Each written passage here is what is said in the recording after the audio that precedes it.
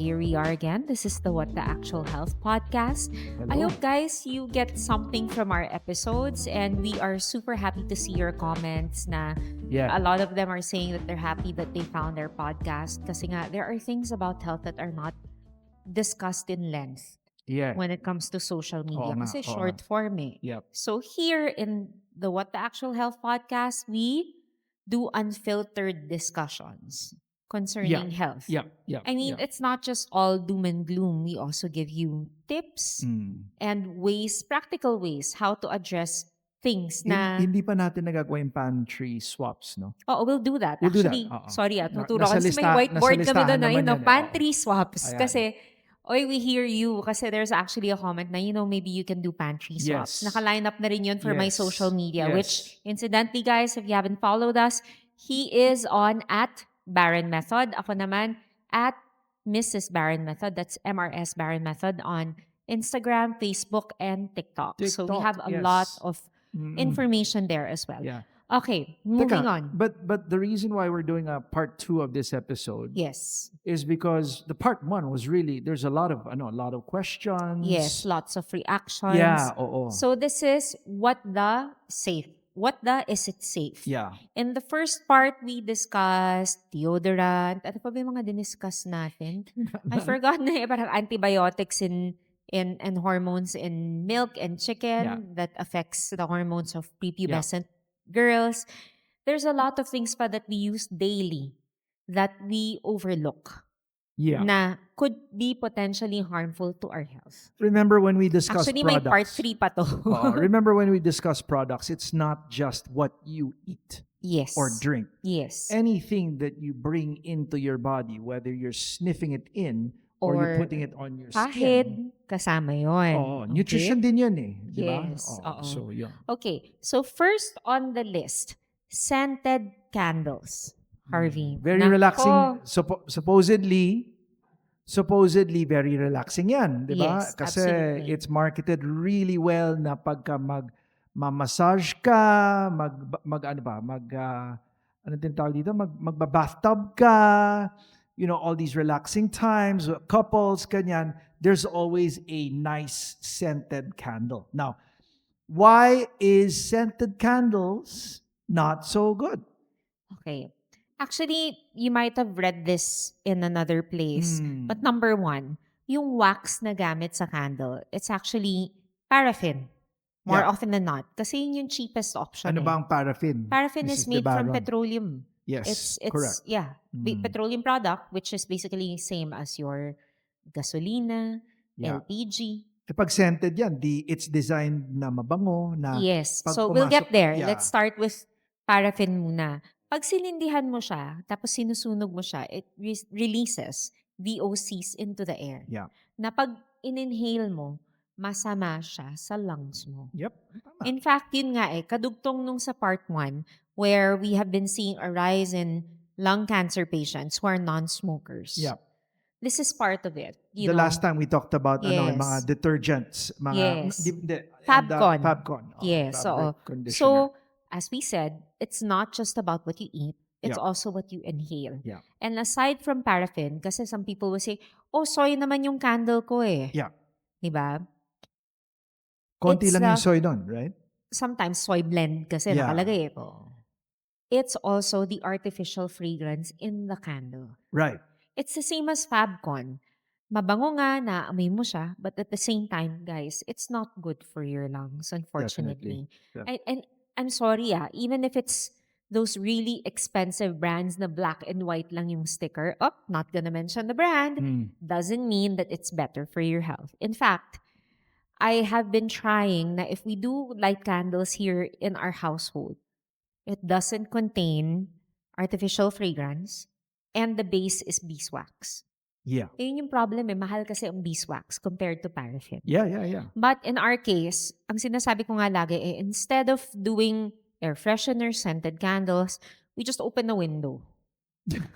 Yeah, I mean, We just it's open the window. as I simple mean, as that. What about yung mga tao nagsasabi, polluted na nga sa labas nasa Manila tayo di ba? yes. So paano? O kesa naman enclosing yourself with a Right. candle Mas and burning it. concentrated. Oo. Oo. Mas malala Oo. yun. And there are other ways to scent your bathroom. I mean, I'm a big fan of essential oils. I might not use them as much as I used to. Mm. But let's say sobrang baho talaga.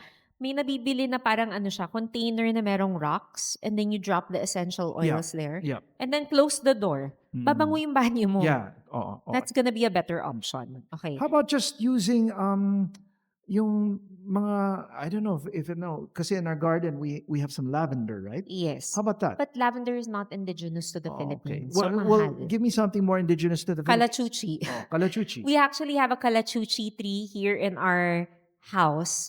So the other day, nag-cut ako ng calachuchi, nilagay ko dun sa powder room namin. Amoy bulaklak. Bango. Oo. Oh, amoy bulaklak yung banyo. Yeah, we can do that. I mean, it's really There's a lot of other options Yeah. aside from just buying a scented candle. Tapos a lot of, people pa, lalo na the ones who find it, oh hindi, I need to relax. Gusto ko may scented candle ako. Nare-relax nga siguro your mind, but your lungs are suffering, girl. Yun lang yun. Oo. Okay, next. ito. Can we make sure that we also discuss yung mga petroleum rubs? Sige. Number one, and later on, and then also yung Hindi, ituhog na natin dito. Kasi paano yung mga car scent sa cars? kasama na yun. Kasama sige. na rin yun, yung But sa it's kotse. under the same umbrella. Yeah, they're all under the sige, same sige. umbrella. Let's discuss that some other time. Oo. Okay? Sige. Next is PFAS in clothing. Sige. Ano yung PFAS na yan? Okay. Plastics yan di ba? Yeah, oo. Kasi nowadays, with fast fashion, we often wear clothes that are made out of nylon instead of natural materials. Yeah. It's made of plastic. Basically, yung yarn mo is plastic. Tapos Yan yung mga, would you say that's more the dry fit stuff? polyester, yes. Yep. Nylon, yan. Mga dry fit, mga yan basta- ang uso ngayon Yeah, Diba? hindi lang sa uso, it's Oo. cheaper. Oo, okay. I mean, ang mahal-mahal to buy clothing that's 100% cotton, Yeah, it is. linen, wool. Mahal siya eh. But, Cashmere. Mahal yan. but, Harvey, this is what for me irritates me. I'm sorry really irritates me. Nagsusulputan ngayon around the metro yung mga biohacking facilities. Yep. Biohacking for longevity, Yep. ganyan. Tapos yung influencers nila magpo-post, I'm doing contrast therapy. Yep. Tatalon sa cold plunge, tapos papasok ng sauna Yep. Wearing. ng naka-nylon, Correct. naka-plastic clothing. Right. So while they're being heated up, all that plastic is going inside their body, leaching right? into their Yeah. skin kasi your pores are open. Wide open. Oo. Naiinitan pa yung clothing mo na made of plastic. So you're encouraging microplastics in your blood, girl. I bet hindi na naiisip yon. Hindi at all. Hindi na naiisip yun. Kaya, sorry shout Pati yung out. mga towels. Yeah. Yung mga towels Kasi na... after what you wear into the sauna, we have an infrared sauna at Yeah, home. yeah. One of our pandemic purchases na nung time na yun, mura siya. Sobrang Walang gamit na bumibili. gamit. Oh. Kaya murang-mura yung binili namin. overshare. But when we go into the infrared sauna, we make sure that the towel is 100% cotton. Oo. Plus, wala kaming suot under. Yes. Anyway, we're at home. I understand na medyo baka, Hindi pwede gawin ng mga tao yun in Hindi, di but ba? ito you can just wear a cotton singlet and Yeah. cotton underwear and then Okay. magbalot ka ng tuwalya. Right. Pwede naman eh. Paano pagka nag-aano sila sa cold and hot? Yun nga, yun yung problema yun sa cold Oo, plunge. But my oo. point is, figure it out. All I'm saying is, wearing all that plastic stuff while you're inside, Might not be such biohacking. yeah, Or a longevity definitely hack. not. And Oo. favorite pa ng girls, naka-bikini. Right. Okay. And the bikini is also nylon, Right. made of plastic. Yes. Tapos, it's in your private area, naiinitan, you're basically absorbing microplastics Right. through your vagina, Right, guys. right. Sorry, sinabi ko na. You're absorbing microplastic material through your vagina. Mm-mm. Okay? We have time for one more. Just one Oh, more. okay. Sige. We have a listahan there. Kaya pa yan. Kaya pa yung buong listahan. Okay. Sige. Okay, next. It has been said so many times that I think we need to reiterate Kasi it. a lot of people don't know that there's plastic coating in a can with canned food. Oh, sorry. I was gonna go for the other one. Non-stick Bobby. pan? Oh, yeah. Yeah, okay, Let's sige. do it all. Sige. Non-stick pans. Oo. I mean, I'm sure you've heard of it. Teflon. Yeah. Mm. That's the brand. whatever it is, yeah. Okay. It's So, not a good It's material. basically a chemical coating that makes your food slide off. Mm-mm. Alam mo, kami, we don't use Teflon. I mean, but that's us. What are our pans? We have stainless steel, Oo. which takes some getting used to. There's a specific It's hard heat. to cook when hindi ka marunong magluto. There's a specific heat na hindi siya didikit. Yep. There's also cast iron. Yep. We have that one. We don't use aluminum. That's Ceramic. a topic for a different day. Mm. But at the very least, we use ceramic coated Yep. na pans instead of non-stick Teflon Mhm. coated pans. Mhm. Kasi lalong-lalo na guys kung gas-gas-gas-gas na siya. I mean, Yeah. you're basically eating the coating. Pag naiinitan kasi yan, all of that sort of leaches into the food Yes. that you eat. So Yes. technically, you're taking in something that your body doesn't recognize as something that it can work well with. So most likely, anything that your body doesn't really like will cause inflammation. Mhm. Diba? So yun. I mean, ako out of everything that we've discussed, siguro may scented candle ka pa, ganyan, pero araw-araw kumakain ka. Siguro hindi ka naman araw-araw na nagsisindi ng scented candle. Change your Hands, for sure. And in fact, I mean, nowadays, it's so easy to find ceramic coated pans. Yeah. Kasi gets ko naman ang hirap talaga. Even me, I find it hard to find the right temperature for stainless. Mm. So, kung hindi pa kayang gumamit ng stainless na, Mm-mm. opt for more bio-friendly Yep. coatings. Correct. Ganun siya. Okay, Correct. sige, doon na tayo sa gusto ni Harvey. Not everyone knows this, but But most canned food, the can itself is coated with plastic lining yes. around the can. So importante alam niyo 'yon. So since naka-can yan, tapos usually ang canned food, ano bang expiration Mga yan?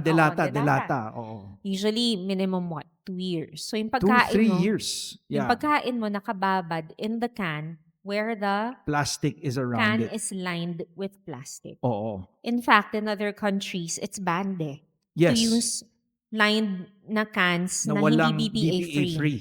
Yeah. So it's important that you know that of course these cans sit in shelves in 3 years. Most likely naiinitan yan. Or even the delivery in the Yes. Philippines, di ba nasa truck, maiinitan yan. Summer pa Ganun Oo. yan. Or kunyari, nag-order ka via a rider, may initan yun dun sa delivery Yeah, definitely. bike. Definitely. So, nangyayari, the plastic material, BPA, leaches into your food from the can, which is more often than not, we were talking about precocious puberty in kids. Yep. Maaga nagkakaroon kasi their hormones get disrupted. Yep. Women find it hard to conceive. Yung microplastics, Even the microplastics definitely affect your hormones. Yes. BPA is a hormone disruptor. Yes. Okay? So, kaya hindi ka na magtataka na maaga yung puberty. Hindi ka na rin magtataka na hihirapan mabuntis ang I mean, ang dati, mga di ba, parang tao. they were saying, although I don't know if it's historically accurate, it was a lot easier to get pregnant. Nowadays, parang it it's becomes harder Yeah, and because we hear it in the clinic all the time. We hear it at the center. Even us. We had issues conceiving. We were very blessed to have kids kasi nga marami kaming marami kaming issues in terms of Right. conceiving. Yeah, we did, but I think because of the chosen things that we made, that we did, we were able to conceive, di ba? So those are the things that I think people don't think about much. Hey, but last on the list. But can we just say sige. that it's not that we eat canned food, Yes. but we choose our battles. Hindi every day. araw-araw. Hindi Yeah. 2-3 meals a day. Hindi yung breakfast, sardinas, lunchtime, Spam talaga, sorry. Luncheon meat. Luncheon meat, and then dinner, something Corned beef. mechado or something like that. Di ba Yeah. nagawa? Hindi ganun eh. Mm-mm. Kami will eat it because let's say, katulad ngayon, may mga brownout. Di ba? So, we'll eat something that's easy, It's a convenient. break in case of emergency thing for us. And yun then pa, I'm mapili sure, pa. sorry, I'm sure there's someone who's going to say, bakit na-approve ng FDA yan? I don't know if you remember in the news, there's this popular fast food French fry brand who's all over the world na.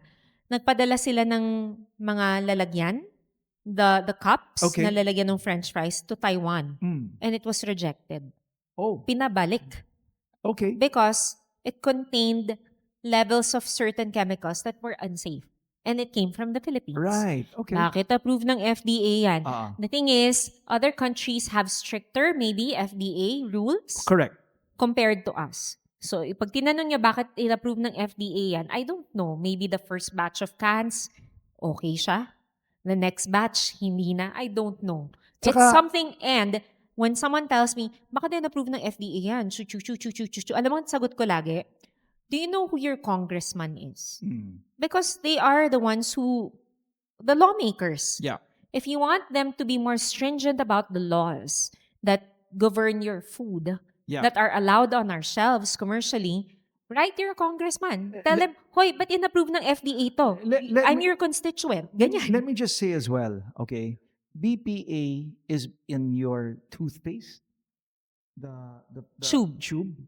BPA is in almost every Everything. single thing plastic. Yung mga lalagyan ng mga cup noodles, halos lahat may BPA yan. Basta Yes. plastic. Yes. So don't tell me na FDA approved naman siya. Siguro yung laman sa loob, oo. Yes. Pero wala namang Actually, alam mo, that's something that packaging I'd love to search about. Let's see what the rules Yeah, are, what the go. laws are Mm. about BPA in the Philippines. Yeah. We can do that in the next Yeah. discussion. Yeah. I don't think we have enough time. Sige, try natin. The Mabilis last, lang naman to nail polish. Yes. Sige. Kasi, my gosh, women, Not just women, even men even today. men, oo. Guys, hindi lang siya about applying it on your nails that it's bad for you, it touches your skin. And I'm talking about conventional nail polish. Don't even get me started on yung gel. That's even worse. Okay. Sige. There is actually, alam mo, I grew up with a mom who visits a nail salon every week. And Yep. she likes her nails a certain way. And I kid you not, yung mga naggagawa ng nails doon where she visits, there has been cases of lung cancer. Really? Either that or parang They're not laging- smokers. They're not They're not. smokers. Okay, They're not smokers. Either that, lung cancer, or parang mahina lagi. There's something wrong with their lungs. Right. Mabilis sila magkasakit. They get Laging infections lung, quickly. lung infection, Sige. or may asthma, or whatever, Oo, something oo. like that. The point is, They're inhaling all that stuff you're every day. inhaling all of that. And even after it dries, nandyan siya sa nails mo. And then, Remember, whatever you put on your skin makes it inside your body. yes. Yes. Am I telling you not to? Kaya meron mga lumalabas na safer alternatives for nail polish. Really? Toluene-free, ganyan. Okay. Meron pa nga yung mga kid-safe. Mm. They call it kid-safe. Kasi nga, there's an acknowledgement that there might be things that are harmful in the traditional nail polish bottle. Yeah. Yun. I mean, I get it. You want your nails to be presentable. I'm not against that. Ako, personally, I like na pag kinlining, okay na ako. I don't need it to be like mahaba na iba-ibang kulay na. That's me. That's my personal preference. But yun nga, all of these things that we mentioned, if you always do all of these things, it adds up. It adds up and it builds up inside your body. Yeah. Diba? If you're Katulad- taking, okay. Add mo na lang lahat ng ginagawa natin. Ayun nga, sige. Kunyari, sige. ikaw, you're a person na pag uwi mo, gusto mo mabango yung banyo mo. So, sisindi ka ng candle.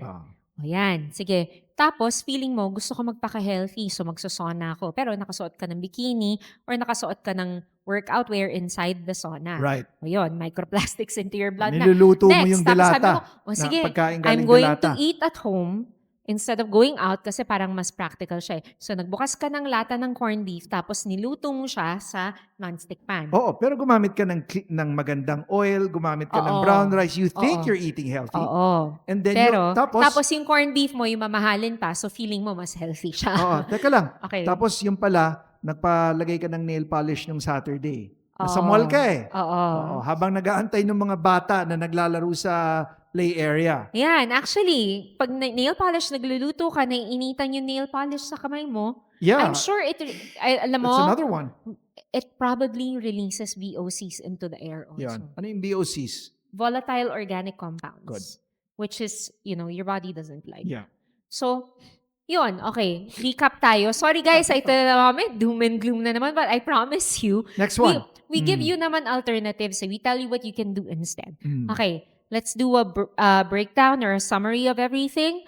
Scented candles, PFAS in clothing or plastic clothing, lalo na Usually if mga quick dry, no? mga dry fit. Oo. Dry fit.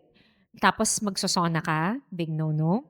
Non-stick pans. Next is BPA in canned food. And last but not the least is nail polish. Nail polish. If you have things that you use on a daily basis but you're unsure if it's safe, yes, please let drop us it know. in the comment section. Definitely. Yes. And then that's something we can definitely discuss. Okay. Pero meron na tayo, nagbi-build up na tayo. Yung next episode, we already said. It's going to be pantry swap. So, wait for that, guys. Kasi we've discussed na before na parang, this is not good, this is not good.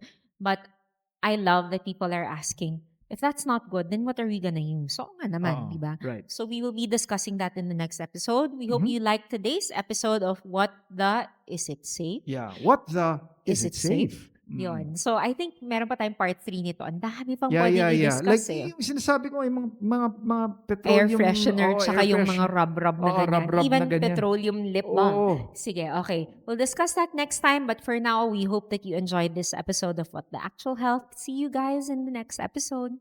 Bye.